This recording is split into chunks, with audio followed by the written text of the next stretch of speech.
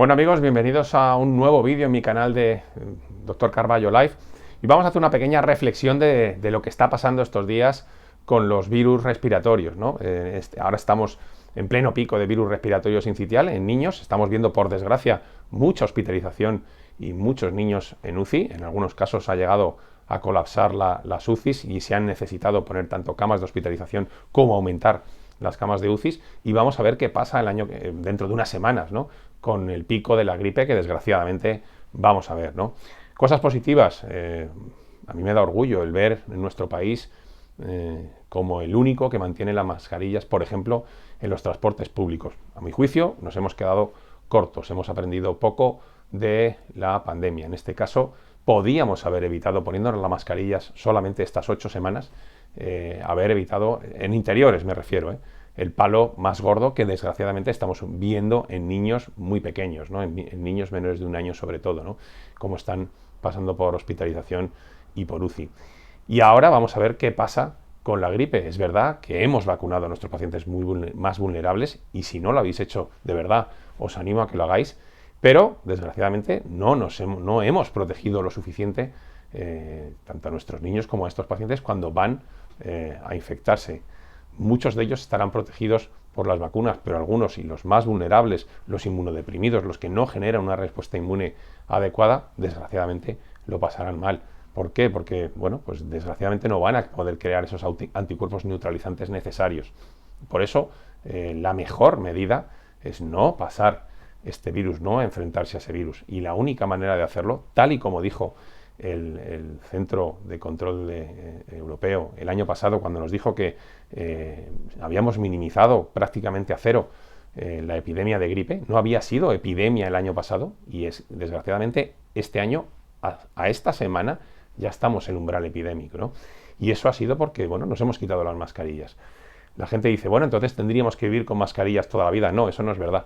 Se podía haber enfocado en esta temporada de virus respiratorio sincitial y de gripe, que sabemos casi exactamente cuándo llega, ¿no? Y haber hecho un llamamiento a la población para que mantuviera la mascarilla en interiores escasamente 8 semanas, ¿no? Y con eso hubiéramos evitado este pico de virus respiratorio sincitial que está llevando a muchos niños al hospital, y hubiéramos evitado también el próximo pico de gripe que va a llevar a muchos abuelos y mucha gente vulnerable también al hospital, y que sin duda va a colapsar los servicios de urgencia como lo hacía antes de enfrentarnos al COVID, ¿no? El COVID, una de las pocas cosas buenas que nos dio, fue el que nos dio la clave para enfrentarnos a la pandemia de virus respiratorios que sufríamos todos los años. Estos 2 años la temporada de gripe se ha minimizado casi a cero, y eso ha sido por el uso de las mascarillas. Y eso nos recordaba el Centro de Control de Enfermedades Europeo, que habíamos eliminado la epidemia de gripe gracias a las mascarillas, y nos lo decía así el año pasado. Desgraciadamente nos hemos quedado cortos. Enhorabuena porque hemos mantenido las mascarillas en interiores a pesar de que muchos querían quitarlas. Eso ha sido una decisión valiente, pero deberíamos haber ido un poquito más allá. Deberíamos haber ido a mantener las mascarillas en interiores, en las clases, en los colegios en mayores de 6 años, como hicimos el año pasado.